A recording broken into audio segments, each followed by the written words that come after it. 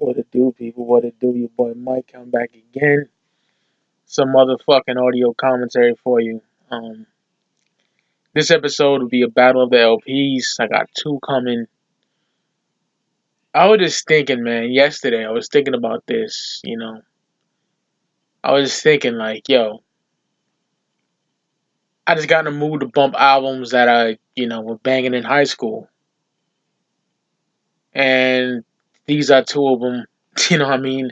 As is the next battle of the LPs. One of my favorite MCs of all time, coming out of Queensbridge. I'm talking about Mega Montana, Cormega himself. The nigga that Nas is talking about on One Love in 1994 off the classic, iconic Illmatic album. The nigga that speaks that real shit, son. Like, only real niggas can feel this shit. Like, it's amazing. He's very underrated, very criminally underrated. Cormega. And today, I'll be battling his two masterpieces, in my opinion. His fucking magnum opus, the 2001, The Realness, against another magnum opus, a masterpiece, The True Meaning. Man, these albums, man, came out at a time where I was a knucklehead nigga. You know what I mean? Running around doing dumb shit. You feel me?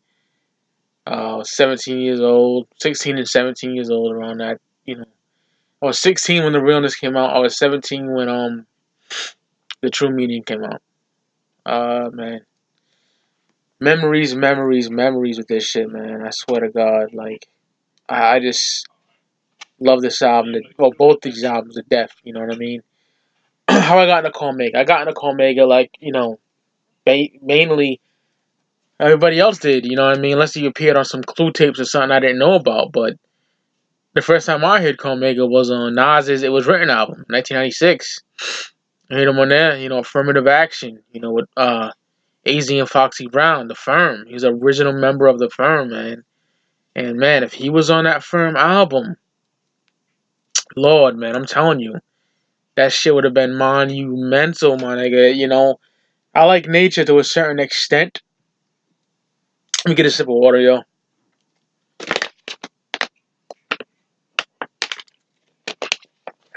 Sorry about that. I like Nate. I got like a heartburn. I like Nature to a certain extent, but Mega would have held that shit down. He would have really held that down, man. And he would have made the album better. And the production should have been more grittier, in my opinion. Even though there's some bangers on the Firm album from 90, that came out in 97, but if he was on that, it would have been so much better, I'm telling you. But I heard him on that. He killed it. You know what I mean? Killed his verse on the Affirmative Action.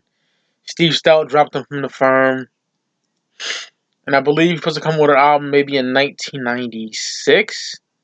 The Testament? Or was that 98? And that, like, the Testament came out in 2005. When it's supposed to come out way before then. And, the Testament is fucking amazing. I need a hard copy of that. I don't have a hard copy of that. That shit is fire, son. It's on my iPod, though. Supposed to come out in the mid-90s. I don't know what year. He recorded it between 1996 and 1998.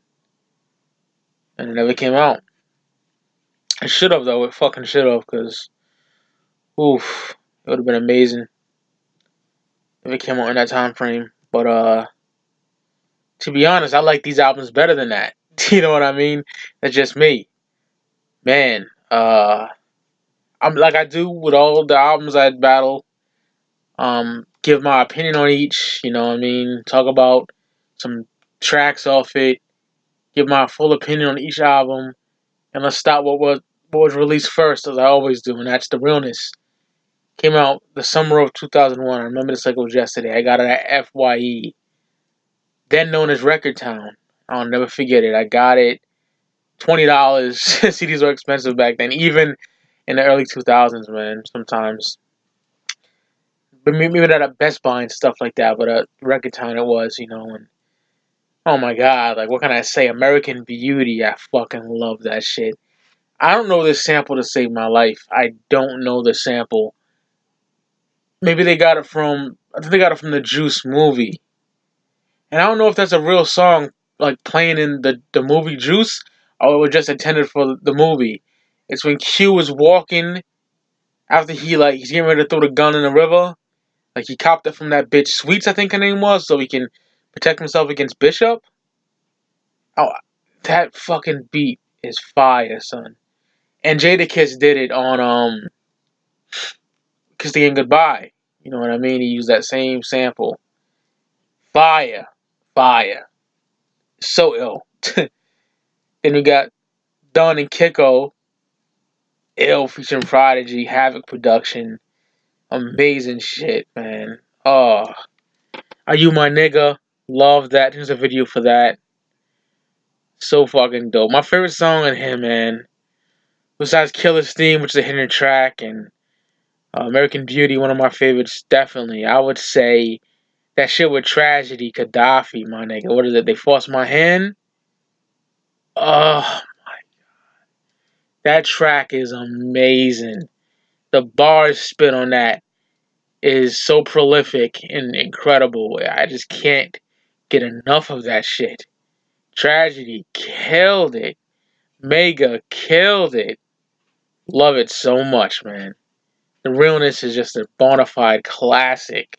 Top to bottom, my nigga. For real, for real. I absolutely love this album. The feeling this album gives me is just incredible. It brings back so many high school memories, teenage memories. Rolling with my best friend.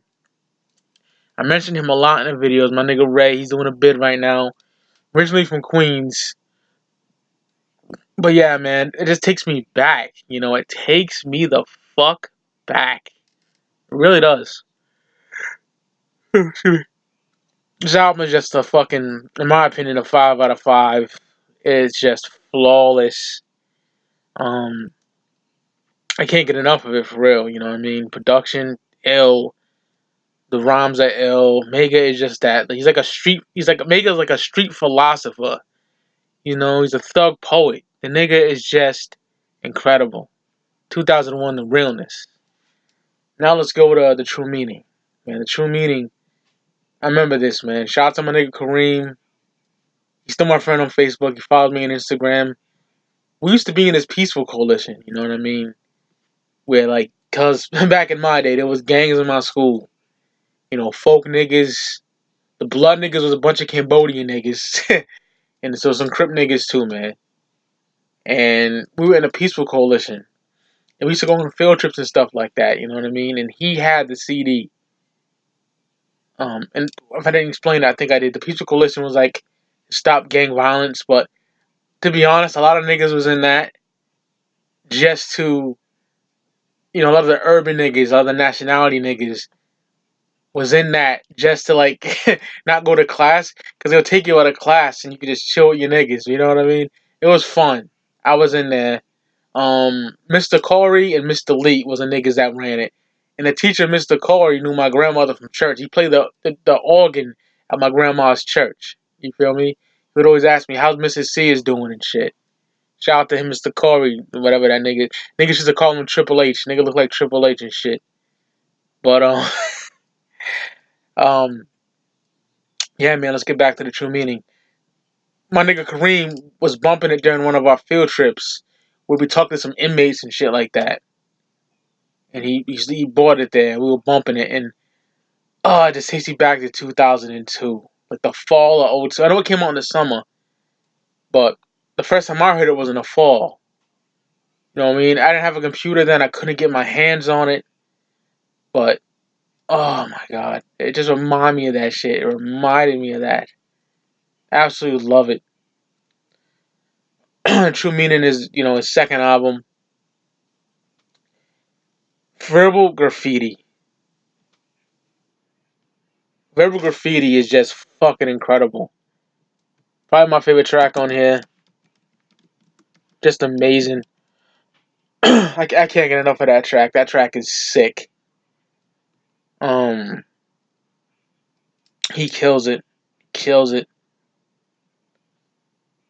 Just, that real gangster, grimy hood shit. Like, niggas even said Mega had, he had the illest gun in the hood. You look at it's on YouTube. The Queensbridge niggas were talking about it, He had the illest fucking ratchet in the hood. It was like a Sterling. And the cops, went to go fuck with him, and they seen it was him, and they turned the other way. Mega was known in the hood, you know what I mean? He did a bid during, when Illmatic was out and shit as well. I think I got locked up, in 91, some shit like that. Can't remember when it was. Because he talked about it in his interview that he had. But yeah, Verbal Graffiti is my favorite song on here. So fucking dope.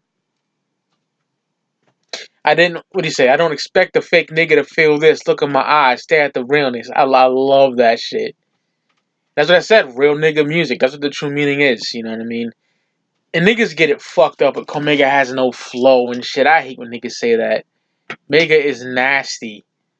One of the illest to ever do it, in my personal opinion. Niggas might think I'm bugging, but that's what I think, yo. And Verbal Graffiti is my favorite track on there. What else is on here that I fucking love? Love In, Love Out, produced by J Love. That's basically a Nas diss track, but he's kind of killing him with kindness. Because that whole beef, I forgot how it stemmed. I really forgot how it stemmed. Mega talks about it, in depth on YouTube. I don't know what video site. Maybe it came with a DVD from, one of his projects. I can't remember, but I know it's on YouTube. So, I'm not sure. But, Nas disses him on Stillmatic on Destroy and Rebuild. Just the fuck out of him on that. Killed him. I thought it was ill. Nas kind of got him on that. But, oh, man, the shit hits you when Mega was like, I smiled when I heard you on Live at the Barbecue. Mega's just killing him with kindness. You know what I mean? But it's dope as fuck. Dope diss track. Then we got some other shit I love on here. Therapy. Fire. Fire. Love that track. That closes the album out. The Legacy with The Alchemist. One of my favorites. A Thin Line. Buck Wild. This album's perfect. It's a motherfucking classic. Masterpiece. It's so good. He put it out on vinyl. And he put out the cassette. And there's a book. He breaks down every song, which I want to get the book. So it's time to battle these masterpieces up. Now, lyricism. Damn, man. I would give the nod to The Realness. I don't know, man. It could be a tie. Oh, it's tough, my nigga. Maybe I'll give the nod to The Realness. Yeah, maybe. It's sharp on there. He's sharp on both, but I'll go with The Realness. Production. Fuck, man. Oh, my God. Gotta go with The Realness, too, man. I just prefer the beats on The Realness. Not saying the production on The True Meaning is bad whatsoever. Just The Realness. Replay value. They both have strong replay value. They both do. But if I'm gonna throw anything on some Mega, I'll throw in The True Meaning. You know what I mean? Only reason is The Realness got so much play for me over the years. Not bored with it at all, nothing like that. Just that I listen to The True Meaning because I play The Realness more than The True Meaning, so the True Meaning will get more play for me this time around. But I'll still play The Realness too because I fucking love it. And this is a hard one, influential. Only real street niggas talk about Mega being a influence. You know what I mean? Like Benny from Griselda said Mega's an influence, but I don't know about that album. But Action Bronson talked about The Realness a lot. I remember he was on Twitter talking about The Realness, so I'll give the nod to The Realness as being influential because I know I heard Bronson talking about The Realness. You know, it's AG the Coroner, I think, was talking about The Realness as well one time. So I'll give it to The Realness.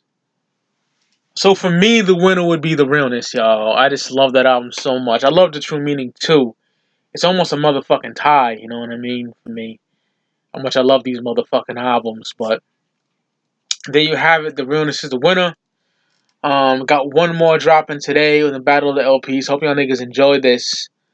Don't worry, I'm still doing announcement. 8-Ball and MJG, man.